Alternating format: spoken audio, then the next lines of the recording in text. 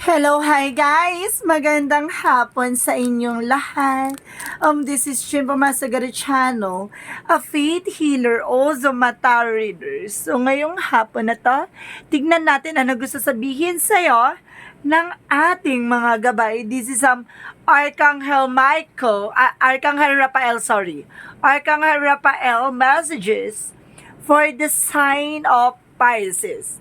This is a Raphael Healing Oracle card na magbibigay sa inyo ng mensahe or advices na makakatulong sa inyo, guys. So, and of course, this reading is a journey din lamang, hindi lahat makaka-resonate. Kunin lamang pa makaka-relate sa inyo and comment down below kung kaninong energy ang ating nasagap. And of course, don't forget to like and subscribe my channel and hit notification bell for more videos update. Sa mga hindi pa po nakakapag-subscribe sa aking channel, please click nyo na po ang subscribe button dyan sa baba for all bell para updated kayo sa mga videos na i-upload natin every time in every moment. So guys, kumapit-kapit ka dahil ito na ang mensahe sa'yo ng ating mga gabay. Archangel Raphael, bigyan mo ko ng isang pasabog-bulabog na mensahe para sa ating mga kapatid ng Pisces. Pisces. Second opinion. Tingnan mo. Kailangan mong magpa-second opinion. No? Kahit sa ang eksena, no, kailangan mong mag-second opinion. Kailangan mo ng pangalawang options or pangalawang eksena para at least sa ganun ma-clarify mo, no, na yung decision na yun ay talagang pure. At the same time, sinasabi din sa'yo dito ng message natin na give us your care. So, ibig sabihin dito, baka some of you bibigyan ka ng tulong at pangangalaga ng ating gabay na si Archangel Raphael. At the same time, hydration. So, some of you talagang there's kumbaga talagang kumbaga parang ano ka dito kailangan mo ng maraming water, no? Kumbaga mahilig ka siguro sa mga foods na na nakakaubos ng water or hindi ka mahilig sa tubig, no? Baka mahilig ka sa soft drinks or something, sa kape, ganun, or saan man. Sinasabi sa'yo dito na kailangan mong uminom ng maraming tubig, no? So let's see. What is the messages for Archangel Raphael means, no? Ano yung pinaka-message na yan? Let's see what is the second option, diba? Opinion pala, sorry. There's an Empress card. There's a revert and of course two of sword, no? There's a rebirth, kumbaga magkakaroon to ng panibagong eksena, no? Panibagong kunyaring negosyo, panibagong buhay, panibagong trabaho, 'di ba? And because there's a two of swords, kailangan mo mag-decision, no? May kailangan mo mag-decision dito.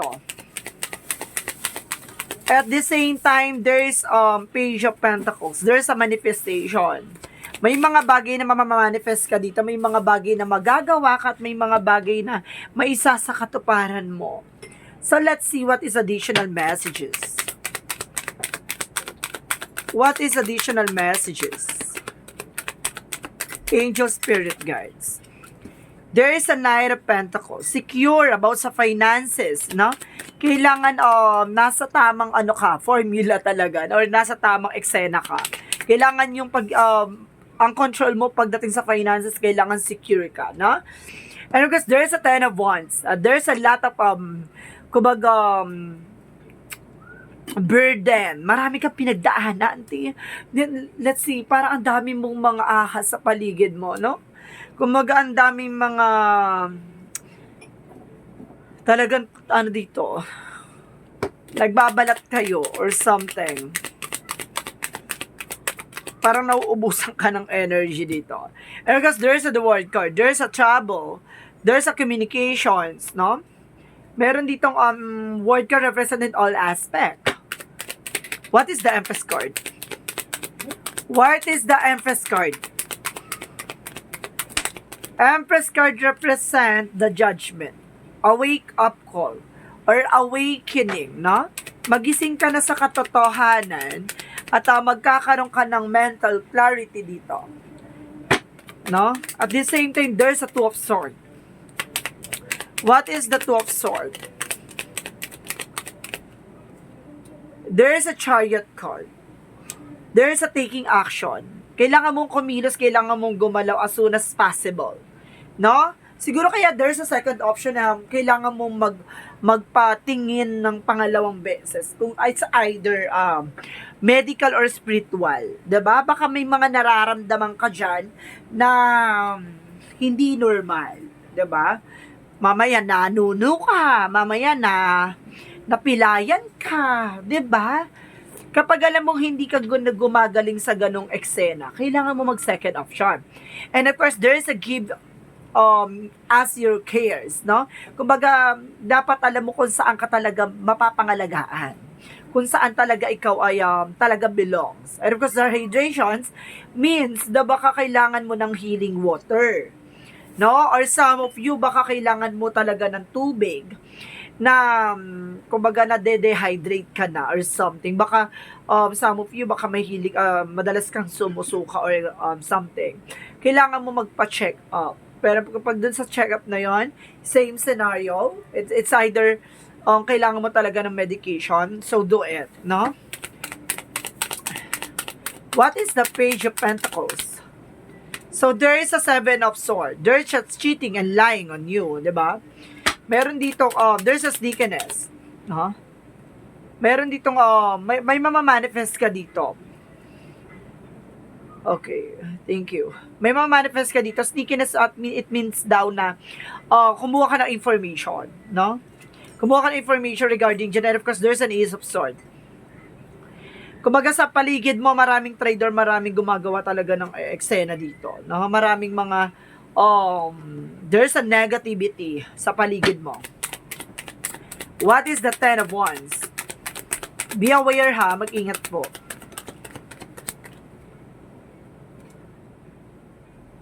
There's a Page of Swords. There's an information. May hahatid sa information dito about sa burden, no? Baka ipasok sa intuitions. Basta magmadadala to sa'yo sa mental clarity. So, what is the word card? The word card represent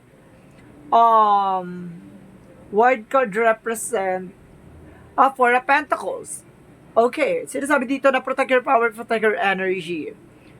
No? Meron dito kailangang protectionan mo yung pinaghirapan mo. Baka some of you galing sa ibang bansa, umuwi sa Pilipinas kasi gusto magpagamot.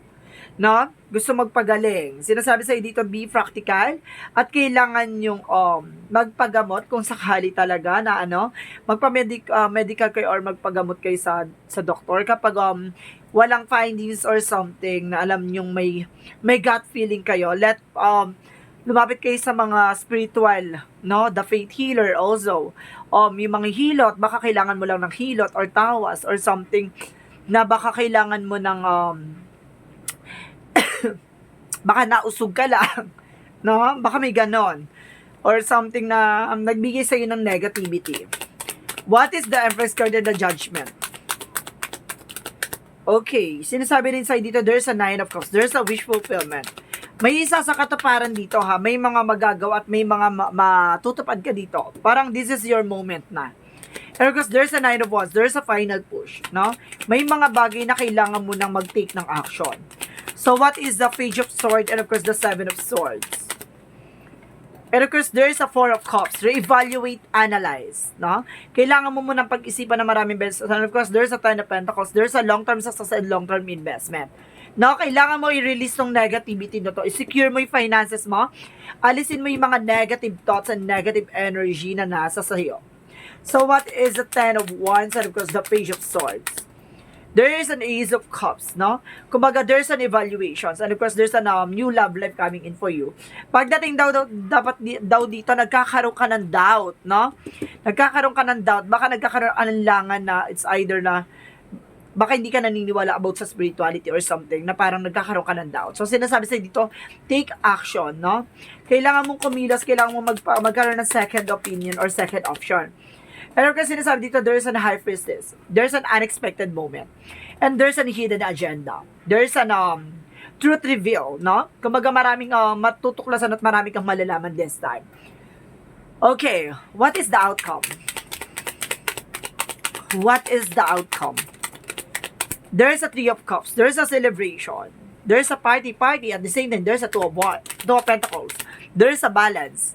And of course, there's a Five of Cups, no? Huwag mong sayangin yung mga opportunities, yung mga bagay-bagay. There's an Eight of Cups, no? Kumbaga sinasabi sa'yo dito na, huwag mo sayangin yung opportunity. There's an Eight of Cups, moving on. No? Kailangan mong tumalikod at kailangan mong kalimutan or kailangan mong makaalis sa situation mo. At the same time, there's Three of Pentacles, collaboration, no? Trabaho, communication. Let's see pa. Ang daming ganap ha, ang daming ganap dito. And of course, there's a tower moment, there's a sudden changes. May mga pagbabagong mangyayari nito. There's a destruction and there's revealed, no? Meron dito mabubuo, may mga sisira. Either yung kumbaga isang relationship, kasi there's a new love life coming in. Baka some of you guys nakipag-separation or nagkaroon ng separation, kaya nagkakaroon ng moving on, no? Kumbaga, taking action, kailangan mo na magdesisyon at kailangan mo na malaman at kailangan mo na umalis sa eksena, no? There's a decision, there's a chariot card, taking action. Napakalapit mo na sa katotohanan, no?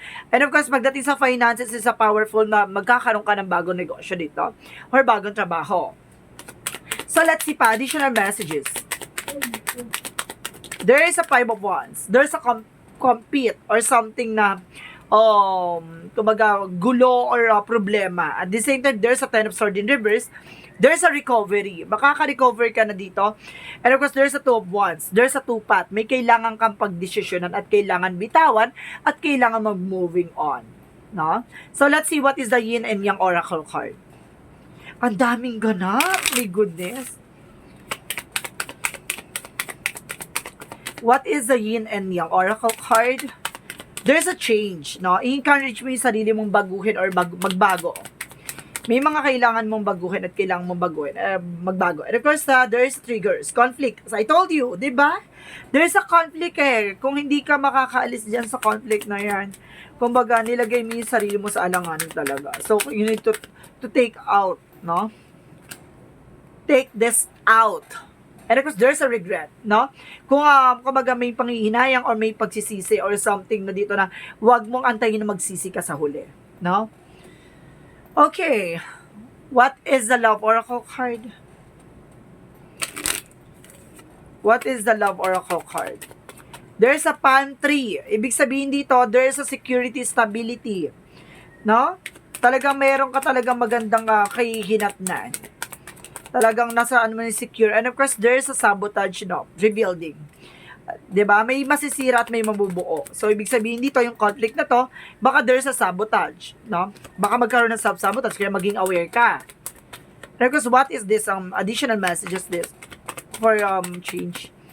There's an addiction. So, some of you baka meron ditong binablock mo yung eksena na to, no? Kumbaga, hindi mo sinusunod yung sinasabi ng angel spirit mo, no? Na kumbaga yung magandang mangyayari sa iyo kumbaga hindi mo ginagawa. So ibig sabihin dito, sinabi sa dito na layuan mo, bitawan mo, tigilan mo na kasi nasasaktan ka na, pero nilalaban mo pa rin, no? Kumbaga nagkakaroon talaga ng self-sabotage. Na imbis na bitawan mo na, lumayo ka na at iwan na siya at magharap ka na lang ng iba kung may darating pa, pinipilit mo yung sarili mo sa taong sinasaktan ka na. So, ibig sabihin dito, nagkakaroon ng hammer na parang pinupukpok mo yung sarili mo. Ganon. Para kumukuha ka ng bagay na pupukpok mo sa ulo mo. So, what is the additional messages? There's a financial constraint. Some of you pati yung finances nagkakaroon ng collapse. Or baka some of you nagkaroon ng bankruptcy. Pero because door to spirit, no? Buksan ang pintuan para sa mga eksena mo, no? What is additional messages? Ang daming ganap, okray, ang daming energy na nasagat nitong Pisces. And of course, there's a justice, no? May hustisya. At the same time, there's a career change, diba? May kailangan kang baguhin. Kung hindi sa career, sa love life. What is the Monsology? Don't let get in your way. So, ibig sabihin dito, wag mong hayaan yung pride mo yung mamuo or mananaig. Ibig sabihin dito, siguro like a pride is yung ego, no? baka mayroon ka pa pinangahawakan kahit nabitaw na siya. Take time to breathe out, no? Kailangan mong pag-isipan, kailangan mong huminga na malalim. Kailangan mong pagpakalayo-layo at kailangan mong huminga ng sariwang hangin. So, what is Archangel Michael messages? Yung kahit na nahihirapan ka na nilalaban mo, bigyan mo ng time yung sarili mo, ha? This situation is already resolved. Some of you na solusyon na talagang natapos na tong problema na to. So, let's see what is additional messages. Okay, there's an envy, no? Kumbaga yun nga, yung ego, and of course, yung pride, no? And of course, kasi sabi sa'yo dito ng, hindi mo na raw mababalik yung mga bagay-bagay. It's a part of your challenges na mararanasan yan. And of course, there's a guilt, no? Baka sinasabi dito na parang nag-guilty ka sa mga nangyayari, ganito, ganyan. No! Kumbaga, alisin mo yung belief or yung paniniwala mo na yan, no? Kumbaga, hindi yan makakatulong sa'yo kung paano ka magkakaroon ng, paano ka magkakaroon ng expansion, no? Sinasabi sa'yo dito na, alisin mo yung guilt na yan. So, what is additional messages? So, nagagalit, siguro, it's either na nagagalit ka kasi pinagpalit ka or something na, kumbaga, diba, kumbaga, binigay mo lahat, pinagkatiwalaan mo, tapos pinabayaan mo yung sarili mo at the end of the time, diba, nagmahal ka, pero ganun ang ginawa sa'yo. Ganun talaga, kapag sobra, nakakasama. And of course, there's a yellow, adaptivity and personal power. Diba? Kailangan flexible ka, kailangan transparency at the same time, kailangan balance ka. So, there's a trouble. So, ibig sabihin dito, may trouble dito, na mangyayari, no? So, what is the Romance Angels? What is the Romance Angels? Release your ex. Oh, see? Isa pa yan sa sinasabi. The time has come to clear your energy, no? May mga kailangan mo ng bitawan. Kailangan mo ng pakawalan. Kasi yung health mo kasama dito. Mag-ingat, ha? What is the chakra? There's a perception. See, yung paniniwala mo. Diba? At the same time, there is a guilt. Oh, mayroon pang guilt. Meron talagang guilt na kasama dito. Yung nagigilty ka, bakit ganito nangyari? Binigay mo naman lahat. Di ba? Pero hindi ka naging sapat. Ganon talaga, ha? What is the angel's number? What is the angel's number? Okay. There is a 15. I am wise. So, you need to be wise, no? Kailangan mo maging wise ngayon. So, let's see. Your love ones for others is a powerful and you are able to spread your gift of support far and wide. Your curious and social natures bring you in a contact with a variety of people. All who would benefit from your warm, heartfelt word of wisdom. See, maging wise ka na this time. Diba? Kumbaga, nasaktan ka, it's a good enough. Diba? Sinasabi sa inyo na you need to move on. Diba? You need to let them go. You need to let you go. So, let's see. What is the messages of life? Kailangan mo ng pakawalan kung hindi na ikaw yung hinahanap-hanap at hindi na siya masaya-saya. Diba? And of course, sinasabi niya welcoming happiness.